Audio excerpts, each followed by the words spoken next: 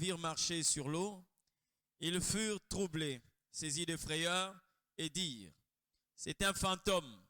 Et dans leur frayeur, ils poussèrent des grands cris. Jésus leur dit aussitôt, soyez sans crainte. Dans d'autres versions, on dit, rassurez-vous. Une autre version dit, ayez confiance. C'est moi, n'ayez pas peur. Pierre lui répondit, Seigneur, si c'est toi, ordonne que j'aille vers toi sur les eaux. Verset 29, et il dit, viens. Pierre sortit de la barque et marchant sur les eaux pour aller vers Jésus. Mais voyant que le vent était fort, il eut peur et commença à s'enfoncer. Il s'écria, Seigneur, sauve-moi. Aussitôt Jésus étendit la main, le saisit et lui dit, homme de peu de foi, pourquoi as-tu eu peur? Dans d'autres versions, on dit, pourquoi as-tu douté? Quelqu'un dit Amen. Que le Seigneur nous bénisse. Bien-aimé, hier j'ai parlé sur la capacité que l'homme peut avoir. Toutes les capacités des hommes ont des frontières.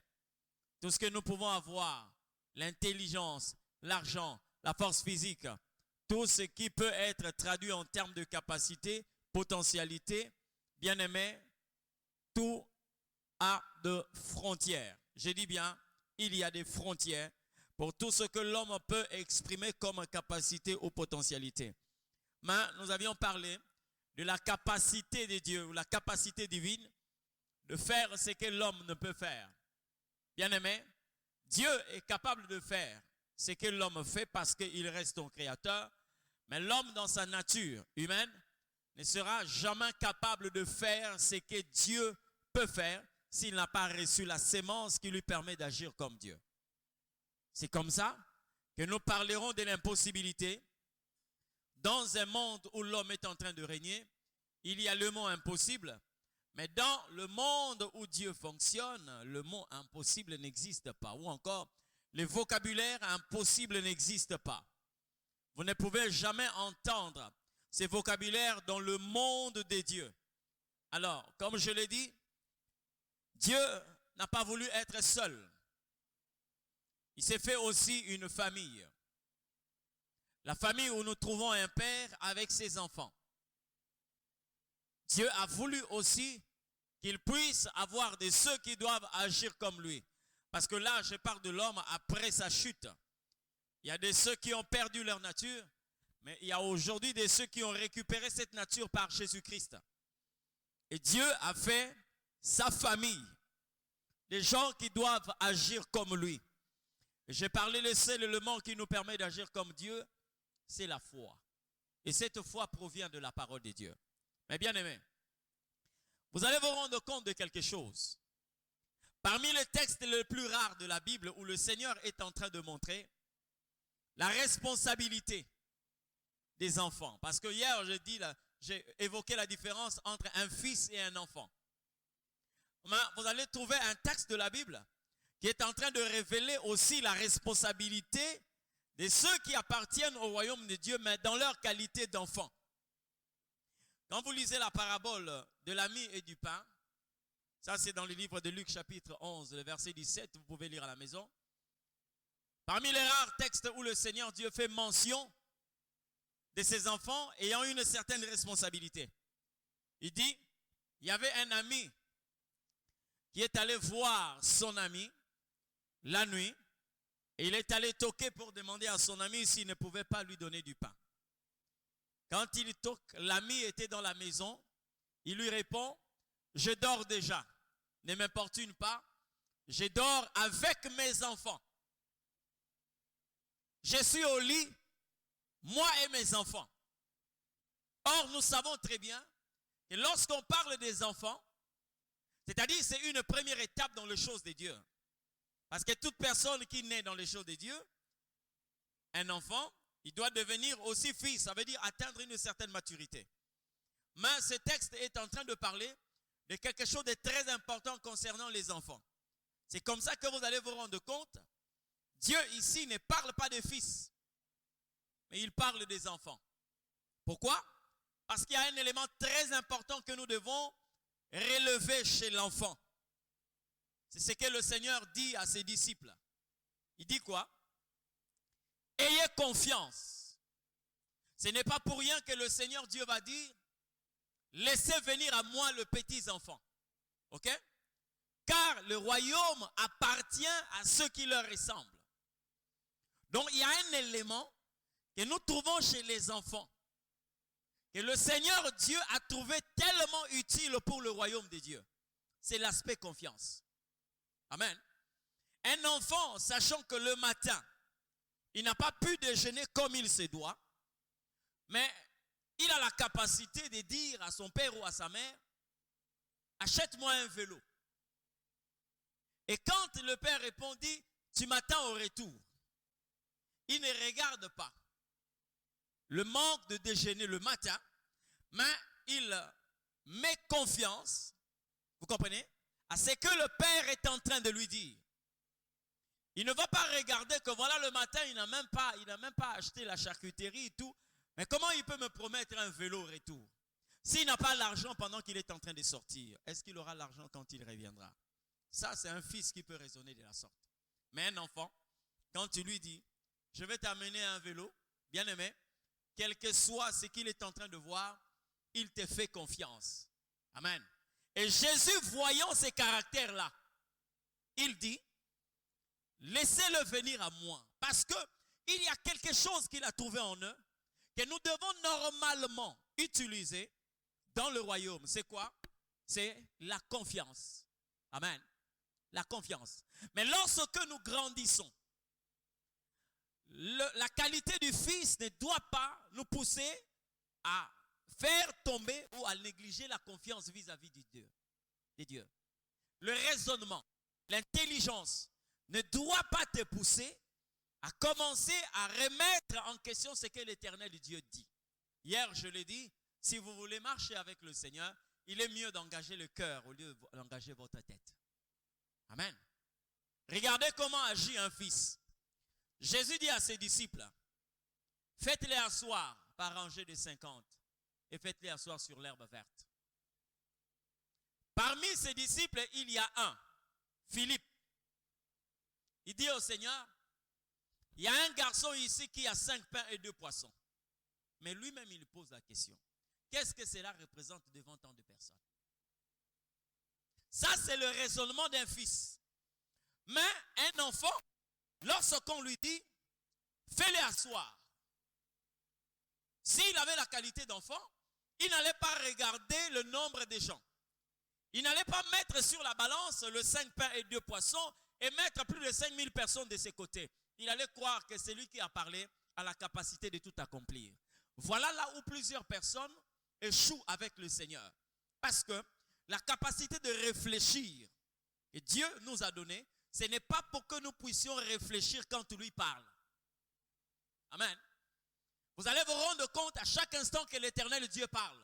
Quand l'homme engage la réflexion, il finit toujours par échouer.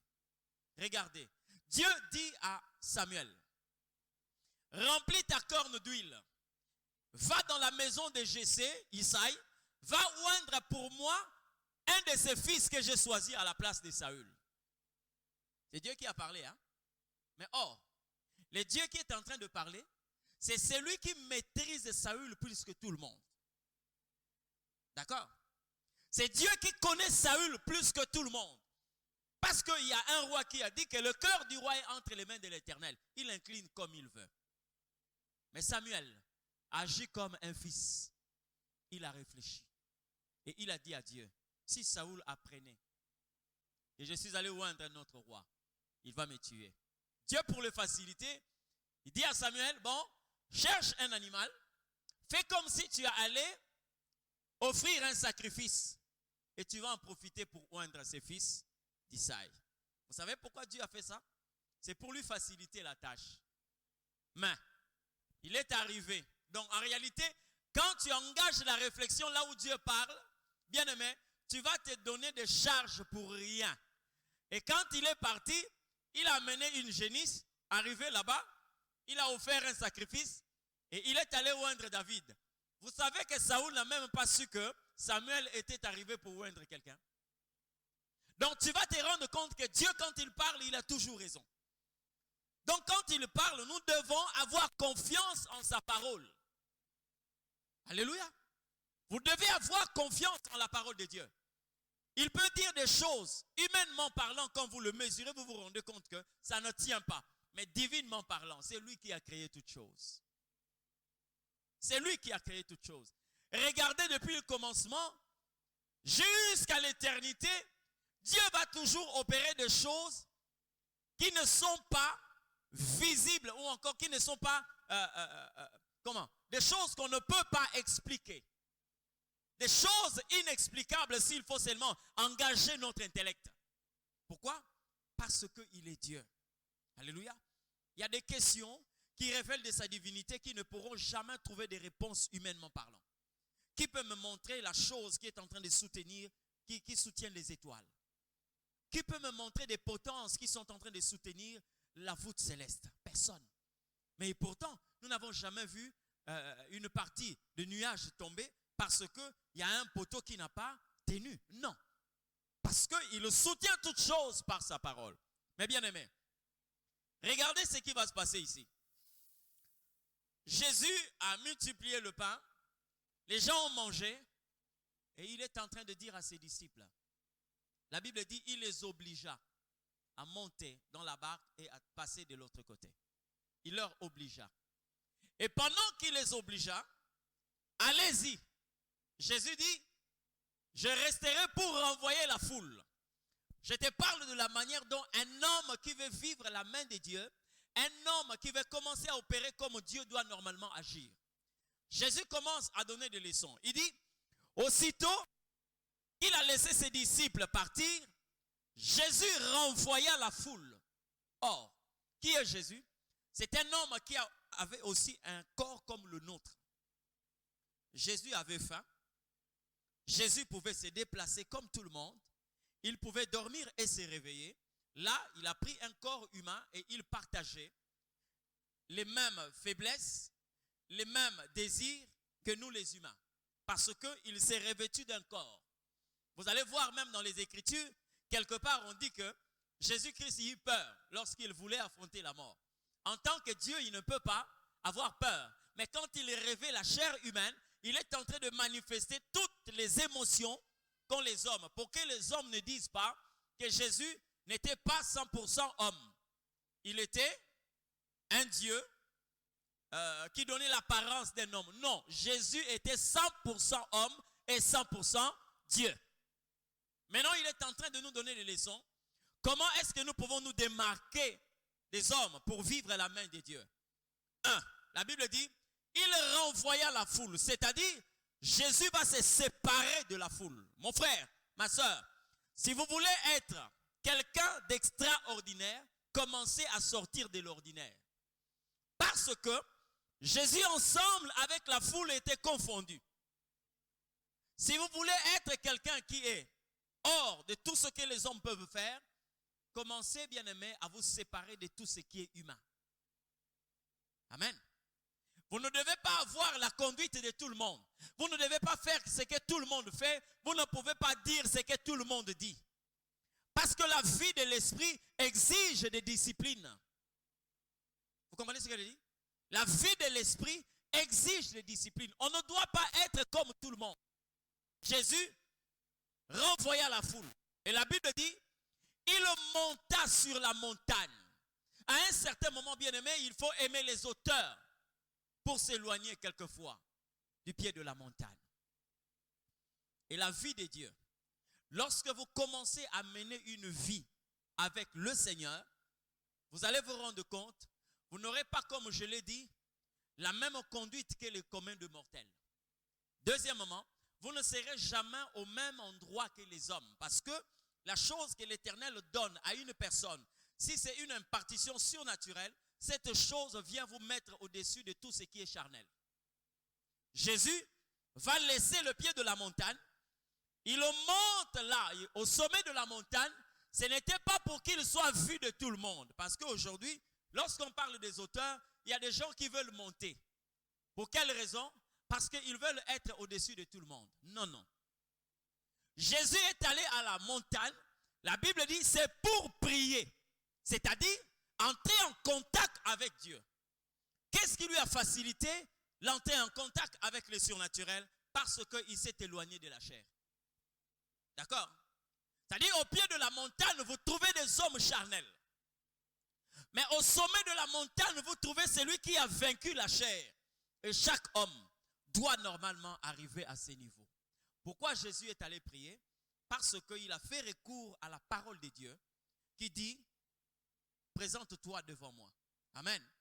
Et quand il est monté, il a prié. La Bible dit, quand il est descendu, c'est là où les choses vont commencer. J'aimerais dire à quelqu'un, vous ne pouvez pas rencontrer Dieu et continuer à mener une vie ordinaire. Amen.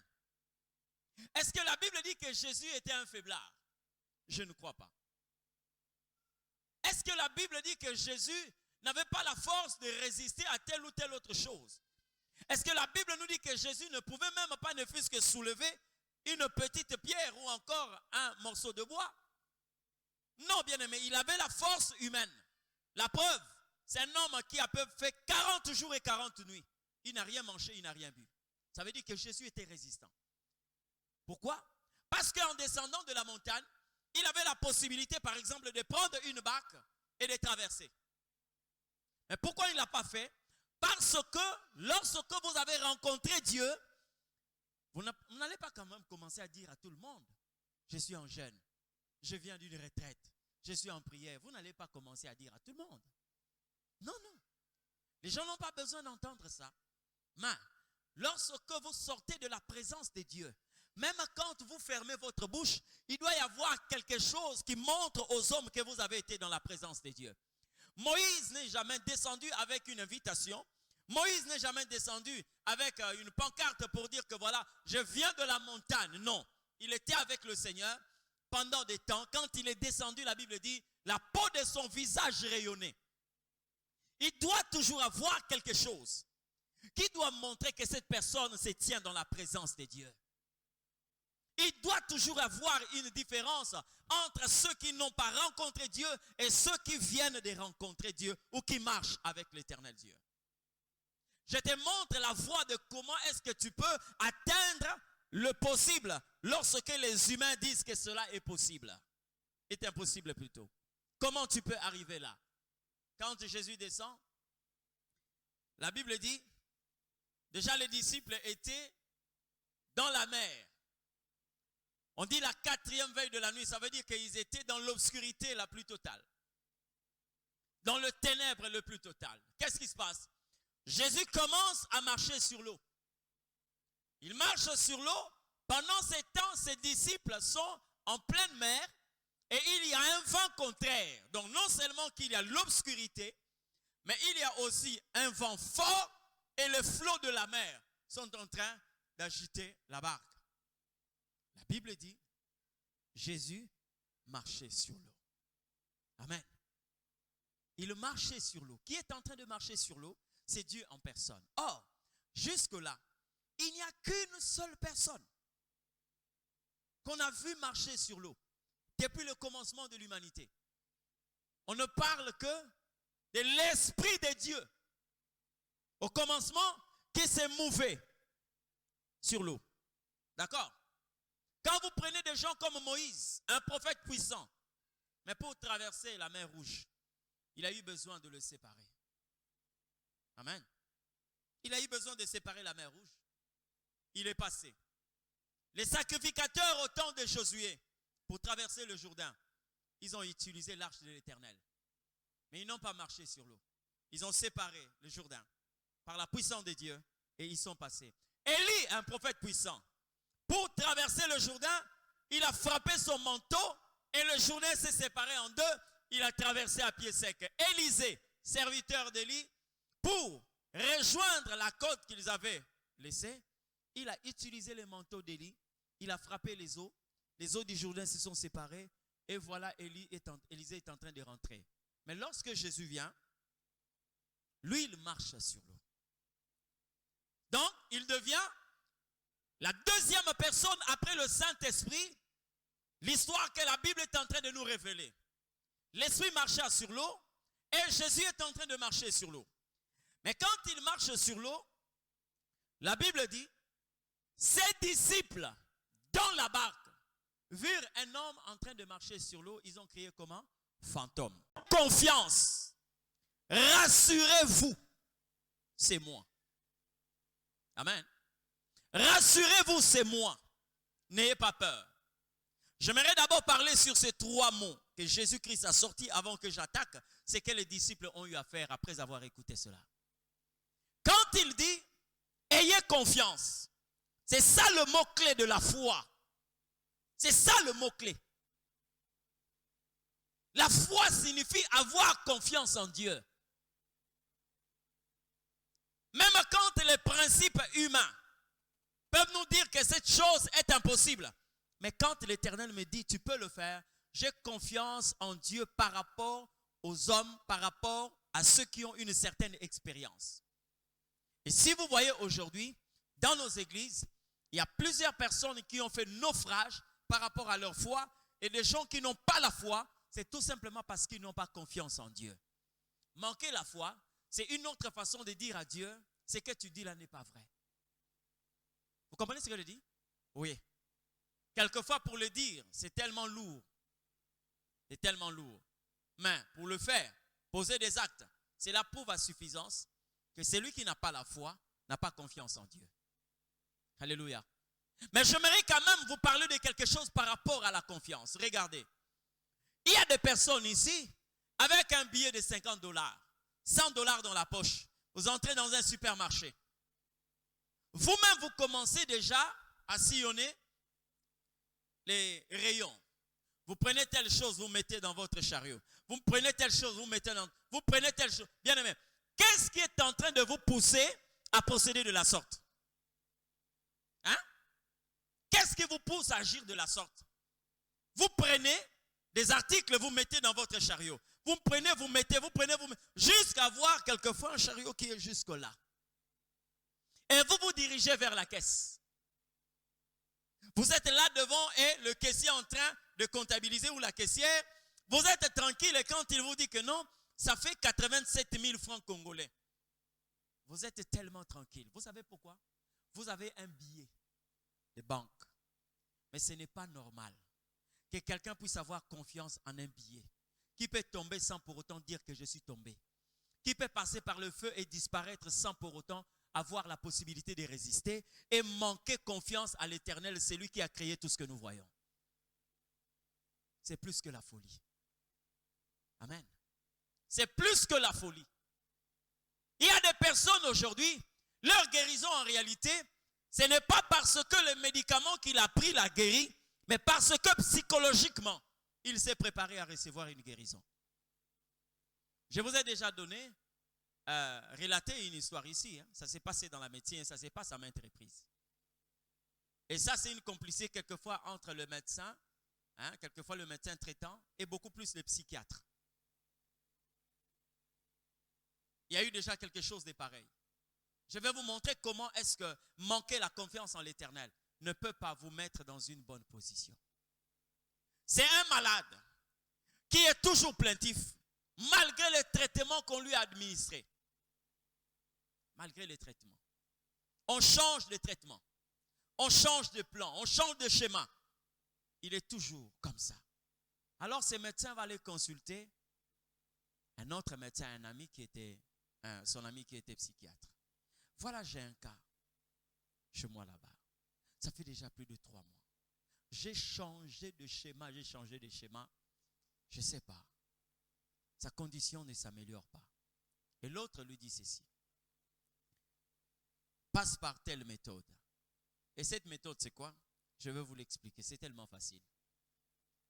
Cet homme-là va appeler un responsable de cette personne, de la famille. Il dit, bon, est-ce qu'il y a un responsable de la famille? Oui, il n'y a pas de problème. Non, venez au bureau. Le monsieur est venu au bureau. Il dit à ce monsieur, bon voilà, la situation de votre frère ne s'améliore pas, mais nous allons continuer. Nous allons continuer parce que si ça ne marche pas, en tout cas, nous serons obligés de vous libérer. On a appelé le malade. Il est arrivé dans le bureau.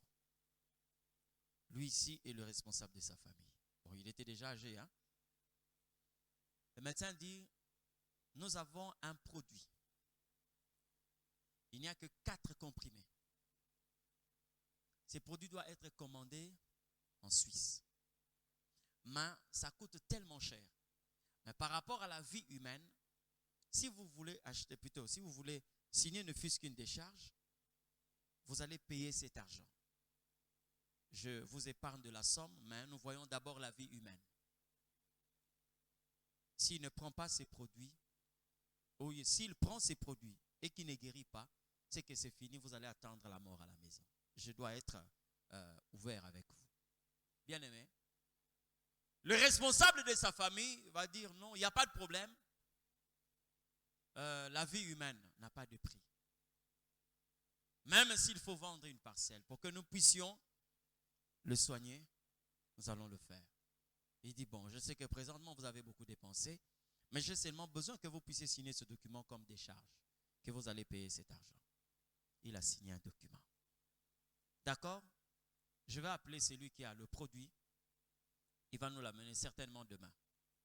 Et demain, le monsieur amène une boîte bien scotchée. Bien scotchée, une boîte. Avec un petit flacon à l'intérieur. Une petite cuillerée comme ça. Et il appelle le monsieur. Il dit, voilà. La boîte est là. Tu n'auras à prendre ces médicaments 4 fois. Donc matin, soir pendant 2 jours. S'il n'y a rien, nous allons vous renvoyer parce que après ici, certainement il n'y a plus d'espoir. Devant lui, on a pris un verre. On a ouvert le carton. On a enlevé les scotch, on a ouvert le carton. On a sorti le flacon. Il a vu le flacon. Avec une petite cuillère comme ça. Ils ont pris la première mesure. On a mis dans le verre et on a agité. L'eau qui était incolore est devenue un peu blanchâtre. Il s'est rendu compte que c'est un produit. Il a tourné et il dit, tu peux prendre la première cure. Il a bu et quand il a fait descendre le petit verre, il a dit au médecin, ah, mais ce produit-là est efficace. Il lui pose la question, pourquoi? Il dit, parce que je me rends compte que je commence à transpirer. Il dit, ah, c'est que c'est bon. Il s'élève, d'accord? Tu vas prendre un autre le soir. Il est rentré dans sa cellule, en fait, dans sa chambre. Il a quitté le bureau du médecin, il est allé dans sa chambre. Bon, voilà, il s'est efforcé et tout là. La journée là, c'est lui qui avait du mal à demander, à prendre ne fût-ce qu'un petit rien. Il a demandé qu'on puisse lui faire un petit repas. Il a mangé. Et c'est lui qui était à ses côtés, il dit, ah, namoni ki su ezamakasi, ah, ezamakasi, comme on peut s'en nanzala. Le soir, on lui présente encore ces verres-là. Il y a un peu d'eau, on met la deuxième dose. On agite l'eau, on lui donne. Il boit. Alors, là, en tout cas, qui sont ezamakasi. Et le soir, il demande encore la nourriture, il mange. Chose curieuse, il est là, avec sa petite radio. Il est en train de suivre ce qui était là et tout. Bon, le médecin, ok. Le matin, quand le médecin arrive, il vient le trouver devant le pavillon, assis avec sa petite radio. Bien que la santé était encore un peu... Et le médecin est venu le trouver là, il dit, oh, comment? Il dit, ah, docteur, vraiment le produit là, c'est un produit vraiment efficace. Je vous assure que hier, le soir, j'ai mangé comme pas possible. Il dit, ah, bon, de toutes les façons, ce qui reste seulement, c'est l'argent. Hein? Nous, on voulait que vraiment que tu puisses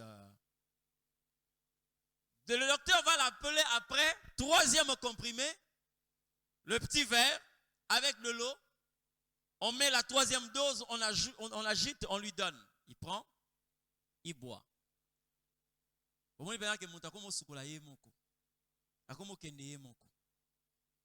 Le soir, il dit voilà, ce produit-là est fini.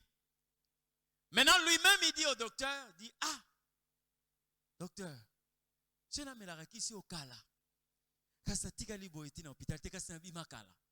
Dit non, mais nous avons beaucoup de méthodes, il fallait d'abord essayer tout. Comme la kisi nyonso simbagite, yango tozui kisi oyo, topesa yo. 4e dose et la dernière. On agite, on lui donne, il boit. Bien aimé. Maintenant là, on venait seulement prélever la tension et tout était devenu normal. Mais comme il a fait beaucoup de temps à l'hôpital, vous sentez un peu, hein, il est un peu maigrichon. Mais il commence à se promener seul. Il va se laver, il rentre, il est là, assis, avec sa radio, il est là et tout. Le médecin a commencé à l'observer. Il mange maintenant, le matin, il déjeune et tout, fini. Il a attendu qu'il fasse encore 1 semaine. Vous voyez vraiment que la personne a récupéré. Il est en train de dire à sa tante, ah, c'est vrai que santé n'a zongi, mais vraiment. Tout est vraiment. Alors, à la fin, le médecin est venu lui dire, bon, tu te sens mieux maintenant. Il dit, en tout cas, docteur, je me sens mieux. Vraiment, là, ça va. Pour moi, même le 4e jour, là, je pouvais pour moi sortir. Parce qu'on me disait seulement, non, tu es en tas d'observation et tout là. Maintenant, là, tu peux sortir? Oui. Le médecin lui dit, est-ce que tu connais le nom de ces médicaments? Il dit non, je n'avais pas lu parce que j'ai vu le carton était scotché. Le médecin fait sortir quelque chose de son bureau. Il dit, tu sais ce que tu as pris pendant ces 2 jours? Les 4 cures que tu as pris. Non. Il sort une boîte de belles hollandaises. Vous entendez ce que je dis? Il sort une boîte de belles hollandaises. C'était le lait. Mais on a pris ce lait, on a mis dans une boîte et on était en train de mettre une petite quantité. Dès qu'on va teinter l'eau, on lui dit, ça c'est le premier. Comme on lui a dit, si tu n'es pas guéri par rapport à ces cachets, tu prends ces cachets. Si tu n'es pas guéri, les 4 comprimés, donc il s'est préparé pour une guérison. Vous comprenez ce que je dis? Ça, c'est ce qu'on appelle la psychologie. Et le médecin, c'est un psychiatre. Donc quand il a dit à son ami, mais pourquoi? Il dit non, c'est malade. J'ai changé de traitement, j'ai changé de schéma. Il dit, vois, procède de la sorte. En réalité, il s'est rendu compte qu'il était guéri depuis longtemps. Mais comme dans sa tête, il n'était pas préparé à recevoir la guérison, il restait malade. Donc cet exercice a permis seulement au médecin de faire savoir que tout ce que tu prends comme traitement, tu n'as pas confiance. C'est pourquoi tu restes malade. Amen. Je vous dis que moi, j'ai été une fois dans une ville où il y a eu l'incendie d'une poudrière. Hein? Bien aimé. Oui, bateau bokena hotel en hôpital. Hein? Ok, hotel en hôpital. Au moins il biloko yo emati. Hein? Donc bazo simba ina perfuseur. Bazo memaye pour que ne ko se soulager.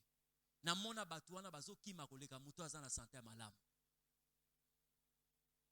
Parce que c'était la mort. Il a oublié son état de maladie. Vous comprenez ce que je dis? Mais comment est-ce que quelqu'un peut avoir confiance en un comprimé d'aspirine, mais manquer confiance en l'éternel Dieu? Ça, c'est plus qu'une trahison. Amen. Parce que tel que tu es là, tu as été créé par la parole de Dieu. Or, lorsque tu ne sais plus, tu n'es plus capable de réceptionner cette parole, d'avoir confiance en cette parole, alors pourquoi tu existes? Pourquoi tu existes? Jésus dit, ayez confiance. Dans d'autres versions, on dit, rassurez-vous. Malgré qu'ils ont vu Jésus marcher sur l'eau. Non. Un homme ne peut pas opérer dans une telle dimension, ça doit être un fantôme. Fantôme. Il dit non, non, non, non. Aie confiance. Première parole. Deuxième, il dit c'est moi.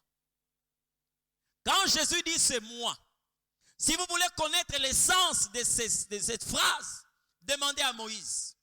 Quand Moïse a vu Dieu, Dieu lui a dit, je suis celui qui suis. Le fait que vous êtes en contact avec le Christ, ça doit nous interpeller. Écoutez-moi très bien. Vous savez, aujourd'hui, vous avez connu une personne. Mais lorsque vous arrivez quelquefois là où vous êtes rencontré avec la personne, quelquefois elle n'est plus là. Vous avez une connaissance avec qui vous êtes rencontré par exemple dans un restaurant. Mais quand vous rentrez maintenant, il n'est plus là. D'accord?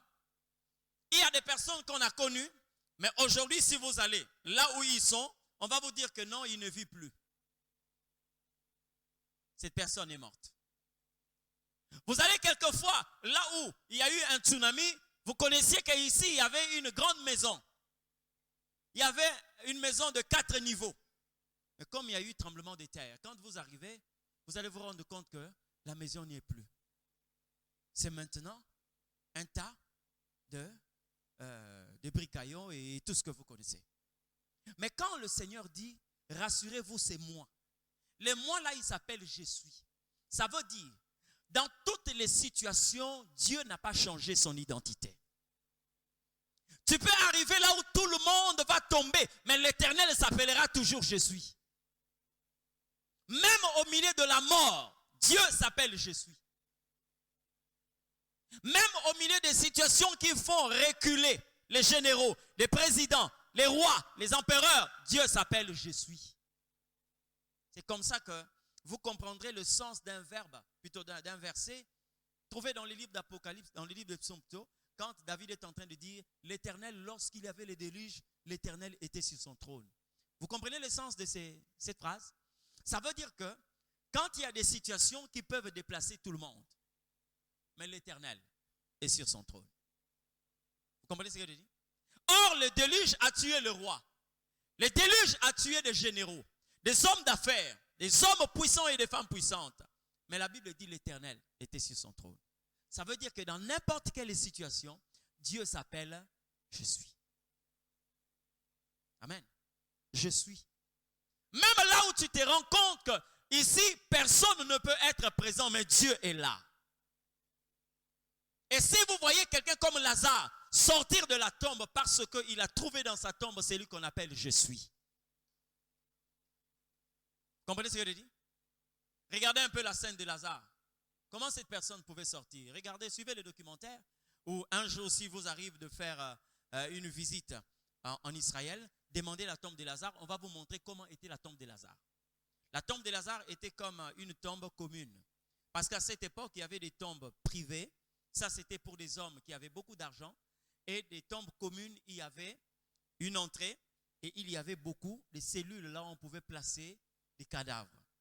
Il fallait descendre, aller et commencer à regarder des chambres là où on pouvait placer des cadavres. Et lui, Lazare, quand on l'avait enterré, on l'avait bandé de la tête jusqu'aux pieds. Comprenez? Comme le shawarma. Hein? C'est comme ça que les Juifs étaient en train d'enterrer leurs morts. Maintenant, quand Jésus se met devant, il dit Lazare sort. Dites-moi un peu. Un homme qui était bandé de la tête jusqu'aux pieds. Comment il allait connaître le chemin pour se présenter devant la porte? Comment? Alléluia. Et même lorsque sa sœur dit, Seigneur, laisse, il sent déjà. Mais Jésus va lui montrer que ce que vous croyez impossible, en Dieu, tout est possible. Il appelle Lazare et Lazare sort. Au lieu même de se réveiller et rester là-bas, commencer à crier, venez me chercher. Mais la Bible dit, il est sorti, il s'est présenté devant l'entrée de la tombe. Et Jésus leur dit, déliez-le. Pourquoi est-ce que Jésus n'a pas permis que Lazare soit libéré de ses liens à l'intérieur? Vous savez pourquoi? Parce qu'il voulait montrer la puissance de la parole de Dieu. Vous comprenez ce que je dis? Oui. La parole n'avait pas seulement le rôle de ressusciter Lazare. mais d'amener Lazare là où était Jésus. Parce que Jésus n'avait pas réveillé Lazare, mais il avait appelé Lazare. Il fallait que Lazare se présente devant le Christ. Ça, c'était une situation impossible, humainement parlant. Mais, divinement parlant, cela était possible. Lazare va se présenter devant le Christ. Jésus leur dit, déliez-le. Ils ont délié Lazare et Lazare est revenu en vie. Bien-aimé. Quand il dit, rassurez-vous, c'est moi. C'est le Christ. Bien-aimé. Comment c'est possible?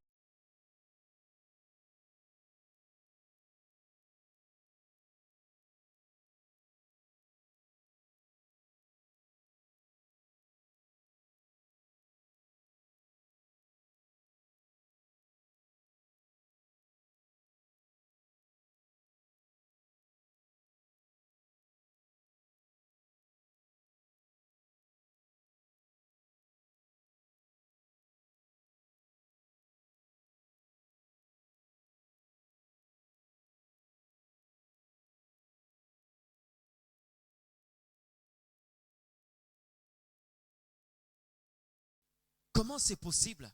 À moins que nous puissions avoir des gens qui ont connu le nom de Dieu sans le connaître, Dieu lui-même. C'est ça le problème aujourd'hui. Ayant connu Dieu, ayant plutôt connu le nom de Dieu, mais ils n'ont pas connu Dieu lui-même. Ça fait de sorte que lorsqu'on parle Dieu, Dieu, oui, Jésus, ok. Mais quand on ne le connaît pas, lorsqu'il te dit viens, tu ne te rends pas compte qui t'a appelé. Qui t'a appelé? J'ai une fois donné un témoignage ici. Là où j'ai grandi, il y avait un grand bandit. Non seulement qu'il était bandit, mais il était vraiment fort. Je te parle de ce qui peut arriver lorsqu'on ne connaît pas une personne, on ne connaît pas celui qui est en face de toi. J'ai entendu parler de cet homme. Il était tellement fort. Il a maté 2 BJ.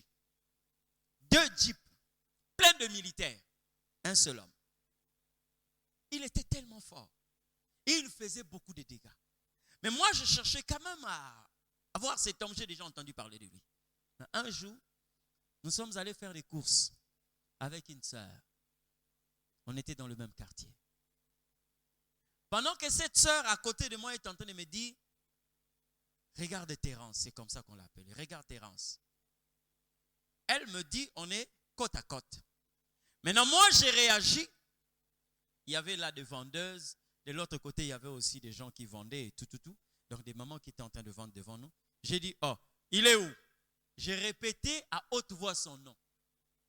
Où est Terence? Il est où? Bien aimé. Je ne me suis pas rendu compte de tous ces secteurs-là, le rayon-là. Personne ne parlait. Il y a eu un silence absolu. Et je lui ai posé la 2e fois la question. Oh, mais il dit, mais Terence, il est où? Montre-le-moi d'abord, il est où? Il est où? Bien aimé, Batunyon, Sobapanda qui pembe ni wana. Donc on va dans le cimetière. Kimia. Parce que Batunyon, Sobayebaki. Et quand je me suis rendu compte que je pose la question, au retour, il y a un silence des morts. Moi-même, je me suis retourné, j'ai regardé. Bon. L'image que j'avais en tête. Je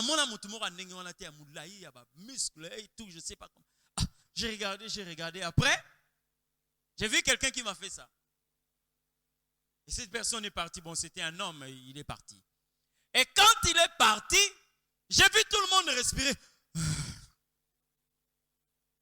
J'ai dit, oh, qu'est-ce qu'il y a? Mais tu ne l'as pas vu? Il est où? Mais le monsieur qui t'a fait ça, c'est lui, Terence. Donc, batunyo so bafanda ki kimia wana. Abia sora tomoki awa, to baby. Comme on le connaissait. Alors, quand il a regardé, il voit un jeune homme, un petit garçon. Et il va me faire ça. Et il est parti. Et quand il est parti, c'était un soulagement pour tout le monde. Qui allait dire que non? Il est là. Personne, même la personne qui était à mes côtés. Personne. Tout le monde me regardait. Et certains étaient en train de regarder à terre. Quand il est parti, tout le monde a respiré. Pourquoi? Mais c'est lui. Tu vois le monsieur qui t'a fait ça? C'est lui la Terence. Alors je commençais à le regarder, mais moi, j'ai vu seulement son dos. de loin. Donc c'est lui. Oui, mais toi aussi, tu ne pouvais pas demander à voix basse. Tu cries comme ça. Il est où? Hein? Il dit, mais moi, je ne savais pas, je ne le connaissais même pas. C'est comme ça que vous voyez aujourd'hui à l'église. Plusieurs personnes ont connu le nom de Dieu, mais ils ne le connaissent pas. C'est comme ça quand il parle. On peut remettre en question sa parole. Est-ce que vous connaissez Dieu? Lorsqu'il dit, ayez confiance en moi. Rassurez-vous, c'est moi qui vous parle. Amen. Rassurez-vous, c'est moi. Il dit, n'ayez pas peur. Mais bien aimé, j'ai dit le mot confiance. Ayez confiance, c'est ça la base de la foi. Est-ce que tu as confiance en Dieu? Quand Pierre a écouté ça, je dis que ça c'est une mise en scène de Dieu. Parce que moi je l'appelle un metteur en scène. Ayez confiance. Quand Pierre a entendu ça, il dit au Seigneur, si c'est toi, c'est normal parce qu'il y avait l'obscurité. À cette époque, il n'y avait pas de torches comme nous avons aujourd'hui. Ils sont en pleine mer. Seigneur, si c'est toi, ordonne que je vienne vers toi. Il n'a pas dit, ordonne que nous venons vers toi. Parce que s'il dit, nous venons, il devait utiliser la barque pour s'approcher. Parce que là, il y avait Matthieu, il y avait Barthélemy, il y avait Jean, il y avait Jacques, il y avait tous ses disciples étaient à l'intérieur, pris de panique. Mais lui dit, si c'est toi, ordonne que je vienne vers toi. Comment tu vas venir puisque vous êtes nombreux? Donc, Pierre est en train de dire au Seigneur, j'aimerais marcher comme toi. Ordonne que moi je vienne vers toi.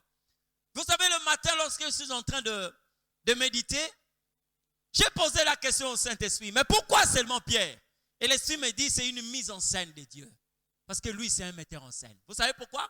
C'est lui qui est en train de marcher sur l'eau. Il s'appelle Jésus. Qui est Jésus? C'est le rocher. Le rocher, c'est une grosse pierre. D'accord? Maintenant, Dieu a laissé tout le monde. Matthieu, il a mis de côté. Jean, il a mis de côté. Barthélemy de côté. Jacques de côté. Il va toucher Pierre. Parce que toi, tu as la même identité que lui. Vous comprenez ce que je dis? S'il y a une grosse pierre qui marche sur l'eau, toi, tu es une petite pierre. Ça veut dire que tu as la possibilité de marcher comme lui. Et Pierre va dire à Jésus, si c'est toi, parce que je te connais comme la grosse pierre, le rocher, permets que moi aussi je marche comme toi. C'est comme ça que je dis hier, la foi nous donne la même nature que Dieu. La foi nous permet d'opérer comme Dieu. Jésus dit à Pierre, viens.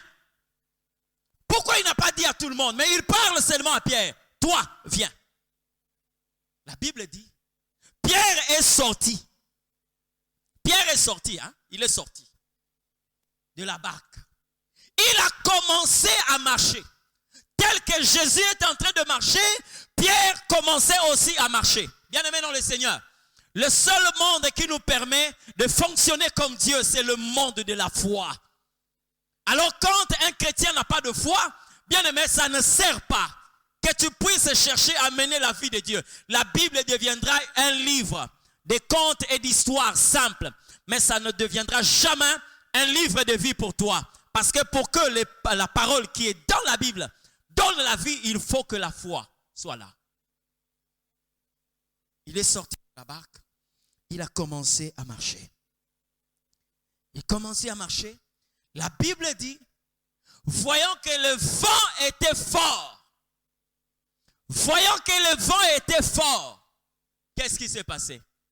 Pierre va se servir d'une autre identité. N'oubliez pas, Jésus et Pierre se sont rencontrés où? Dans l'eau. C'est pas ça? Jésus et Pierre, ils se sont rencontrés dans une circonstance de pêche. Jésus va monter dans leur barque. Il dit à Pierre, avance en pleine eau. Ça veut dire que Bazan a quitté. Mais Bakoti n'a katia mai. C'est là où Jésus va dire, jetez vos filets. Alors Pierre va dire, nous avons pêché toute la nuit et nous n'avons rien eu. Mais sur ta parole, je jetterai le filet. À cette époque, il s'appelle qui? Simon. D'accord? En tant que Simon, il est dans la barque. Pourquoi il est dans la barque? Parce que Simon sait qu'aucun homme ne peut être à l'extérieur de la barque, dans l'eau. Simon le sait. Mais Pierre ne le sait pas. Ok? Pierre sait que, En tant que Pierre, je peux marcher comme Jésus est en train de marcher. Maintenant, lorsque Jésus l'appelle, il voit les vagues de la mer. Il voit la tempête. La Bible dit, il commençait à s'enfoncer. Pourquoi? Parce que Pierre a fait recours à Simon. C'est lui qui connaissait l'eau. Mais Pierre est celui qui connaît la foi. Vous voyez comment est-ce que plusieurs personnes font naufrage dans les choses de Dieu? Parce qu'à un certain moment, Dieu n'a pas besoin de votre intelligence. C'est là où j'ai dit, là où il faut engager le cœur, n'engage pas la tête. Il y a quelqu'un qui réfléchit mieux que toi, il s'appelle Dieu. Il réfléchit mieux que toi. Pierre a regardé les vagues de la mer. Il a regardé le vent. La Bible dit, il commençait à s'enfoncer. Ce n'était pas Pierre qui pouvait s'enfoncer. Ça, il n'y avait que Simon qui pouvait faire ça. Pourquoi? Parce que ce n'est pas le vent qui t'a appelé. Ce ne sont pas les vagues de la mer qui t'ont appelé, mais c'est le Christ qui t'a appelé. Alors si le Christ t'a appelé, ne regarde pas les vagues de la mer. Si le Christ t'a appelé, ne regarde pas le vent. Écoute-moi très bien.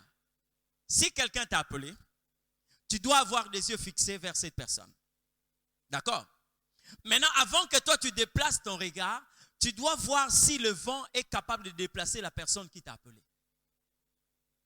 Le vent est en train de souffler, Jésus reste sur l'eau. Il y a le flot de la mer, Jésus reste sur l'eau. Pourquoi? Parce qu'aucune chose n'a la possibilité de déplacer celui qui t'a appelé. J'ai béni Dieu par rapport à la position qu'avait Élie. Lorsque l'Éternel est venu rencontrer Élie quand il fuyait Jézabel, la Bible dit, Élie était devant la fente du rocher. D'accord? Pourquoi seulement choisir la fente du rocher? Parce que je sais dans la Bible, quand l'Éternel voulait montrer à Moïse, la seule position qui peut permettre à Moïse de tenir devant la mort, c'était la fente du rocher. Or, si on appelait une personne le rocher des âges, la seule position qui nous permet de résister, c'est là où la fente s'est créée. Ok? C'est comme ça que Dieu dit à Moïse, si tu me vois en tant qu'un homme, tu mourras. Mais je vais te montrer une place là où tu peux me voir et rester en vie. C'est lorsque je te place dans le creux du rocher. Or, le creux du rocher révélait les meurtrissures que le Christ devait recevoir. D'accord? C'est la seule place, le seul endroit où Jésus a eu des meurtrissures. Ça veut dire là où il a été percé. Il y en avait au total au moins 5. Vous comprenez? Il y avait là les 2 mains, il y avait les 2 pieds et il y avait de ses côtés. Là où il était perforé. C'est comme ça que Ésaïe est en train de dire, par ces meurtrissures, nous sommes guéris de toutes sortes de maladies et infirmités.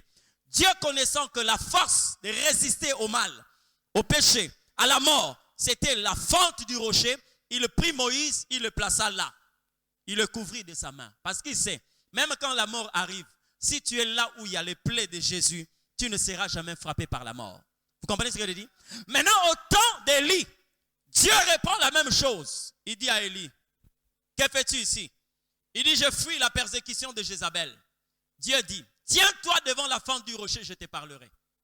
Et Élie va se tenir là, devant la fente du rocher. Maintenant, regardez les choses qui vont arriver. La Bible dit, il y eut un vent très violent qui déchirait les montagnes. Mais on n'a jamais parlé d'un rocher qui était déchiré. Ça va? Ça veut dire ceci. C'est lui qui s'appelle Je suis. Même quand il y a un vent fort dans ta vie, il est là. Quand il y a des mouvements très violents, là où les gens se rendent compte que mais l'Éternel s'appelle Je suis. Il est là. Quand il y a des événements qui peuvent déplacer plusieurs personnes, des choses qui amènent certaines personnes à aller consulter les marabouts, mais l'Éternel est là. Il s'appelle Je suis. La Bible ne s'arrête pas là. Mais la Bible dit qu'il y a eu un tremblement de terre. Le tremblement de terre, Élie était toujours devant la fente du rocher. Pourquoi? Parce qu'il sait que l'Éternel m'a demandé de rester ici. Comme ce rocher est là, comme la fente est intacte, ça veut dire que le tremblement de terre ne me concerne pas. Ça peut faire trembler tout le monde, mais pas moi. Il était resté là. Et la Bible dit, après le tremblement de terre, il n'y avait rien. Il y a encore un feu qui dévorait, qui consumait. Mais Élie était toujours là. Pourquoi? Parce qu'il est devant. C'est lui qui ne bouge pas devant les circonstances. Aucune circonstance ne peut faire de Dieu maître. Je dis bien, aucune circonstance ne peut être le maître de Dieu ou une maîtresse pour Dieu, mais c'est Dieu qui est le maître de toutes circonstances. Et Élie était là, il ne bougeait pas. Il ne bougeait pas. La Bible dit, après toutes ces choses, il y a un vent doux et léger et l'Éternel va se révéler. Ça veut dire que quand il y a un vent, ne regarde pas le vent, mais regarde celui qui t'a appelé. Comme le vent ne peut pas le déplacer, ça veut dire que toi, tu ne vas jamais déplacer ton regard. C'est comme ça que David est en train de dire, je lève mes yeux vers les montagnes d'où me viendra le secours. Et lorsque quelqu'un sait qu'il est en train de regarder à l'Éternel, quel que soit ce que les hommes peuvent dire, il a les yeux fixés vers l'Éternel Dieu. Vous comprenez ce que je dis? C'est ça la possibilité qui nous permet de ne pas connaître ce qu'on appelle impossible. Lorsque nous comprenons que Dieu n'est pas un homme. Et là où il fonctionne, aucun homme ne peut fonctionner. Et là où Dieu fonctionne, aucun homme ne peut fonctionner. Sauf ceux qui ont la même matériel génétique que Dieu, que j'appelle la foi. Alléluia.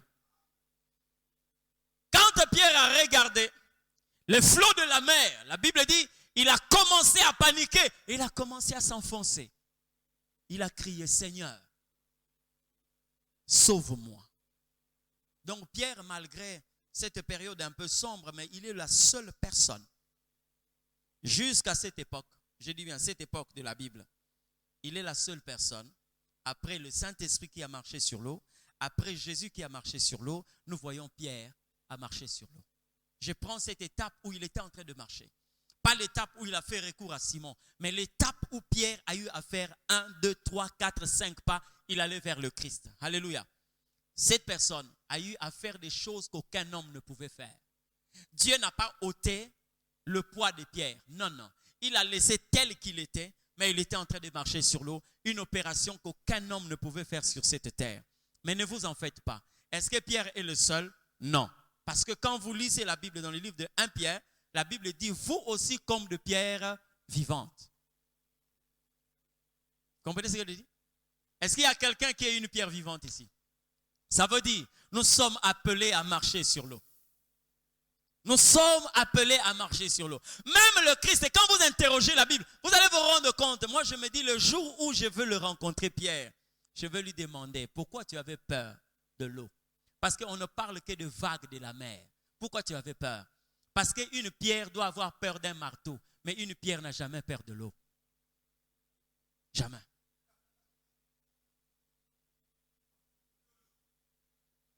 Il est normal que vous puissiez vous agiter quand il y a un marteau. Mais la pierre, quand elle est là, quelle que soit la quantité d'eau, la pierre reste comme telle. Donc toi, tu n'as pas intérêt à avoir peur de l'eau parce que tu es une pierre. Alléluia. Tu es une pierre. Quand Jésus t'a appelé, il savait que le vent était là. Vous savez, il y a certaines personnes aujourd'hui, ils veulent voir, même quand je vais sortir, mais Seigneur, calme d'abord la tempête. Non, non, non. La foi opère lorsqu'il y a la tempête.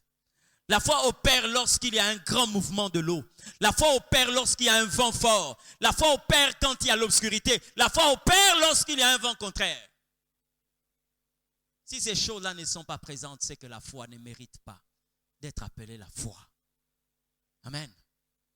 La foi ne mérite pas d'être appelée la foi. Elle fonctionne dans des situations humainement, je dis impossibles. Je ne dis pas difficiles, mais impossibles. Vous savez, à chaque instant que je suis en train de prier, à chaque instant que je suis dans la présence de Dieu, je ne peux jamais me rassasier de telle ou telle dimension que j'ai vue avec Dieu. Je continue à prier parce qu'à un certain moment, lorsque j'entends des témoignages des choses que le Seigneur Dieu, non seulement qu'il fait avec moi, mais qu'il fait à d'autres serviteurs de Dieu, je suis flatté de dire au Seigneur, j'aimerais encore être conduit dans cette dimension ou plus cette dimension. Amen. Vous connaissez l'orthopédie? L'orthopédie, c'est la science qui étudie les ossements. Voilà. Donc lorsque vous avez un spécialiste en orthopédie, cela peut vous expliquer comment fonctionnent les os et comment on peut réparer un os et tout. Donc, ils sont tellement outillés dans cette matière. Mais on vous dit ceci. Jusqu'à l'âge, au moins avant 18 ans, c'est ce qu'on appelle le cartilage des conjugaisons. C'est-à-dire que l'homme peut encore, la personne peut encore connaître une certaine évolution. C'est comme ça que vous voyez, les enfants avant, en dessous de l'âge de 18 ans, ils ne définissent pas encore leur taille. Ils continuent encore à se développer. Mais une fois que ces cartilages de conjugaison atteignent ce qu'ils devaient normalement atteindre, c'est fini. Et la personne s'arrête là. C'est comme ça que vous voyez une personne qui atteint un papa tel que je suis là. N'attendez pas demain que je puisse encore avoir 3 cm ou 4 cm. C'était déjà fini. D'accord? Maintenant, regardez ce que Dieu fait. Lors d'une croisade, c'est un homme qui vient. Il vient à la campagne. Bon, il vient pour entendre la parole du Seigneur et tout. Comme toujours, la parole est prêchée. C'était un adulte. Mais cet homme a connu un accident quand on l'a opéré après sa guérison. Il avait une chaussure orthopédique. Hein? Donc, le talon de cette chaussure était comme ça. C'est pour compenser le vide là. Parce que si il enlève cette chaussure, ce qui est impossible aux hommes, on peut arrêter un véhicule. On peut stationner quelque part à volonté. On peut dire que non, bon voilà, on arrête une construction. On peut dire que voilà, on peut arrêter telle personne, on peut intercepter même un cortège. Mais dire au soleil, arrête-toi. Non, ça y a que la dimension de Dieu. Mais bien aimé, il y a quelqu'un qui l'a fait. Il s'appelle Josué. Or, Josué, c'est qui? Ce n'est que le nom araméen de Jésus qu'on a. Donc, on a amené le nom de Jésus. Jésus, le nom de Jésus est composé de 2 noms. Il y a Osée et Jéhovah. C'est ce qui dit Jéhoshua. Ça, c'est le nom de Jéhovah. Qu'est-ce que je dis? Josué. Ça, c'est le français quand on dit Josué. Mais le nom de Josué, son nom, c'est Jéhoshua. Ce nom-là est composé de 2. Jéhovah et Osée. Or, Osée signifie salut. Jéhovah, vous comprenez un peu, le nom de Josué signifie le salut de l'Éternel. Donc, le nom de Josué, c'est ce qui a donné en français Jésus. Donc, on nous montre que réellement, il y a une race de personnes qui sont capables de faire des choses humainement impossibles. Mais ils doivent descendre de Jéhoshua, Jésus. Alléluia. Dis-moi un peu quelle est la situation qui peut te paraître impossible. Quelle est la situation qui peut te paraître impossible? La foi, c'est quelque chose de... Je ne sais pas comment vous expliquer ça. Je finirai par vous donner un témoignage. Je crois en 2012-2013, je suis à Brazzaville. Parmi mes collaboratrices, il y a une. Lorsque j'étais en train de parler avec elle, bon, paix à son âme parce qu'elle est déjà décédée, je lui ai dit, mais Dieu est en train de te parler. Dieu me dit que tu as beaucoup de potentialités que tu es en train d'enterrer. Bon, quelquefois quand on entend ça, on dit, bon, le pasteur parle seulement comme ça. Un jour, après sa prière du soir, elle va être emportée dans une vision. Et elle voit 2 personnes géantes qui entrent dans sa maison. Qui entrent dans sa maison. Et il y avait le ténèbre dans le quartier, comme s'il y avait une coupure d'électricité. Et ces gens-là lui disent, mais pourquoi est-ce que tu gardes le quartier dans le noir comme ça? Est-ce que tu ne peux pas allumer le groupe que tu as ici? Et voyant ces gens-là, elles étaient tellement menaçantes, elles étaient baraquées, élancées et tout, impressionnantes. Dit non, mais le groupe que j'ai ici, je ne peux même pas alimenter ne fût-ce qu'une seule ruelle. Non, c'est impossible. Dit non, non, non, non. Tu as la possibilité. Mais pourquoi est-ce que tu gardes ce que tu as ici qui peut alimenter? Il dit non, mais je n'ai rien ici. Il dit, curieusement, ces gens-là sont en train de se diriger vers ma chambre. Comme c'était ma chambre, je suis entré avec eux. On est entré dans la chambre. L'un d'entre eux a levé la main comme ça, devant le mur de sa chambre. Quand il a fait ça, le mur s'est effondré. Et quand le mur s'est effondré, elle voit à l'intérieur 2 groupes électrogènes industriels. 2 groupes industriels. Mais pourquoi tu gardes ça? Il dit, mais moi je ne savais même pas qu'il y avait des groupes électrogènes ici. Il dit, non, mais c'est avec ça que tu peux alimenter tous ces quartiers. Et la vision s'est arrêtée là. Et quand elle vient à l'église, je lui dis, effectivement, tu as quelque chose que tu as reçu de Dieu, que tu n'es pas en train d'utiliser. Et si Dieu est en train de te parler, tu dois utiliser cette capacité. Et vous savez, dans l'homme, la chose la plus importante que l'Éternel Dieu a placée dans l'homme s'appelle la foi. Ne t'appelle pas chrétien si tu n'as pas la foi. On peut t'appeler un croyant. Mais vous savez, le mot chrétien signifie un homme en qui on voit le Christ. C'est-à-dire celui qui a la possibilité d'opérer comme le Christ. Nous avons pris avec beaucoup de facilité cette appellation. Vous savez, pour la première fois, les hommes ont appelé ceux-là qui adhéraient à la foi chrétienne, on les appelait les chrétiens. Pourquoi? Parce qu'ils voyaient ces gens agir comme le Christ était en train d'agir. D'accord? Mais aujourd'hui, regarde très bien ta vie, tu vas te rendre compte. Tu vas te rendre compte. Quelle est la dimension que tu peux présenter aujourd'hui qui justifie le degré de ta foi? Quelle est cette dimension? Je l'ai dit hier, est-ce que vous croyez seulement que la nouvelle naissance consiste à dire seulement oui, Jésus est mon Seigneur? Je suis rentré dans l'eau et je suis sorti mouillé, c'est le baptême d'eau et ça s'arrête là? Non. Non. Non, non. Regardez. La nouvelle naissance, comment je peux la comparer? Hier, j'ai parlé de la chenille qui devient un papillon. Mais aujourd'hui, je vous parlerai d'une mangue qui connaît aussi une nouvelle naissance. D'accord? La mangue, pour connaître une nouvelle naissance, elle doit d'abord mourir. Vous allez au marché, vous achetez une mangue. Vous pouvez prendre cette mangue dans votre main. D'accord? Vous pouvez la mettre même dans la poche. Vous êtes en train de vous balader, vous arrivez à la maison, vous prenez un couteau, vous enlevez la peau, vous épluchez la mangue, vous mangez, et voilà, vous avez le noyau. Quand vous prenez ces noyaux-là, c'est le noyau de la mangue que vous avez mangé. Vous avez la possibilité aussi de prendre ça, de mettre même dans la poche, sans que les gens se rendent compte que vous avez quelque chose dans la poche. D'accord? Mais quand cette mangue-là naît de nouveau, vous n'aurez pas la possibilité de prendre cette mangue-là comme ça. Vous allez commencer à la regarder comme ça. La mangue devient un manguier. C'est comme ça que le Seigneur est en train de parler de la foi comme un grain de sénévé.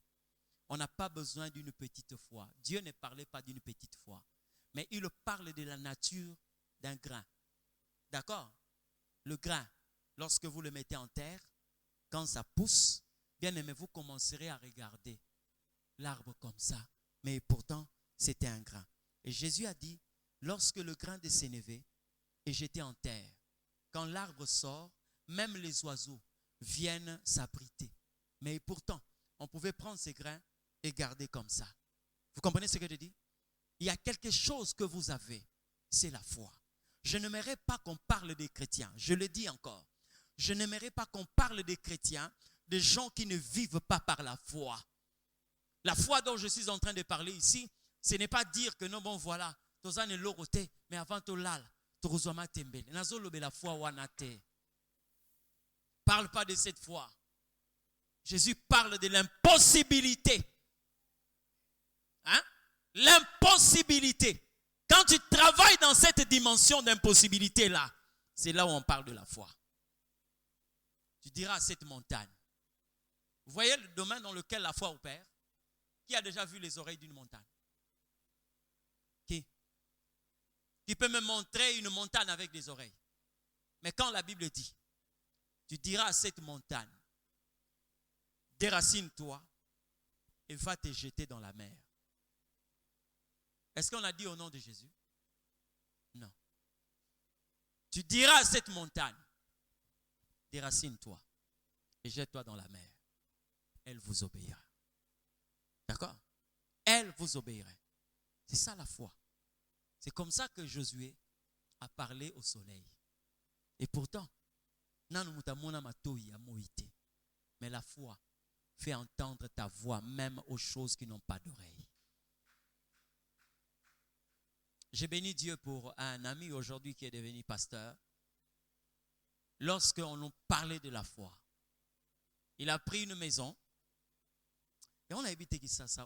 Yango kindoki yango penza. Baninga musu bazo sala ba avion, bazo sala ba. Est-ce que comment mutako lokana nzete?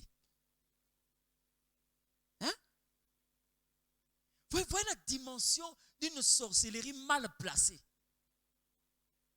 Il a pris une maison dans une parcelle. Il y avait un avocatier. Tellement que cet avocatier donnait de très belles avocats. Bien aimé. Les gens du quartier ont jeté un mauvais sort à cet avocatier. Si bien que quand il y a des fleurs, vous verrez seulement des avocats qui arrivent jusque-là et qui tombent. Et c'est comme ça tout le cycle et l'arbre va rester nu comme ça. Et un jour, son propriétaire,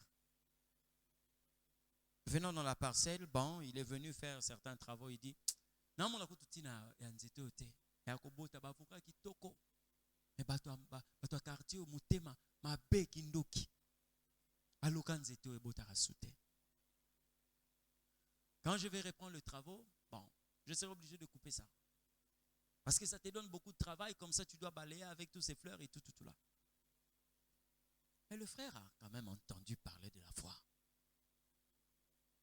Il dit, mais dans la parcelle là où je vis, que les gens ont jeté un mauvais sort sur un arbre. Effectivement, je fais déjà 2 ans et demi, je n'ai jamais mangé, ne fût-ce que même un avocat. En rentrant de l'église, il est venu. Il s'est mis devant l'avocatier. Il dit à l'avocatier, je suis en train de te parler. Tu es une créature divine. À partir de ce jour, tu vas commencer à donner des avocats qui arrivent à maturité. Plus jamais, tu vas faire tomber des avocats, des petits avocats. Plus jamais, je t'ordonne de donner des avocats qui arrivent à maturité. Je l'ai déclaré au nom de Jésus. C'était fini. Il est rentré à la maison. Les jours ont passé. Après, ça a commencé. Les fleurs, ça a commencé. Les petites bourgeons, ça a commencé jusqu'à ce que les avocats ont commencé à prendre une taille qu'ils n'avaient jamais pris. Tout le monde était en train de regarder jusqu'à ce que ces avocats ont repris leur forme. Il a pris un panier plein d'avocats. Il est allé voir son bailleur le jour où il voulait payer la maison. Quand il arrive, il dit, ah, bonjour. Oh, frère Christ, comment? Non, ça va. Ah, maman, paie ça cahier. Il sort le cahier. Il dit, non, je vous ai amené des avocats. Ah, on se met en web. Non, Nabouga, on a le pain. Le pain web. Ah, mais là où je suis, le propriétaire lui a dit, zonga na bavoka wana na koya kozwango soki na moni nzete wana na bavoka. Oh. Mais est-ce que il dit ça fait plus de 4 ans, 5 ans. Cet avocatier là ne donne plus des avocats. Yo oyebisanga ke obuki ba avocat nzete wana. Non. Je viendrai prendre ces avocats là. Rentre avec ça, souffre. Mais je viendrai prendre ces avocats là-bas. Et il lui a dit, non. Ngana lobela kinzete wana. Kende ngana zao. Yo ko bwaka ka ba avocat mikete. Oko bota tour oyo ti ba avocat ko koma na maturité il faut tolia. Il dit nayoki mais zongana. Il est rentré avec le lendemain, son bailleur est arrivé sur terrain. Et depuis l'extérieur, il est en train de regarder. Qu'est-ce qui s'est passé ici? Qu'est-ce qui s'est passé? Il est rentré dans la parcelle. Mais ma camouni n'est pas la mienne. Il dit non, j'ai seulement parlé à cet avocatier. Namoni. C'est que yo sambe la rappel nanzamba solo.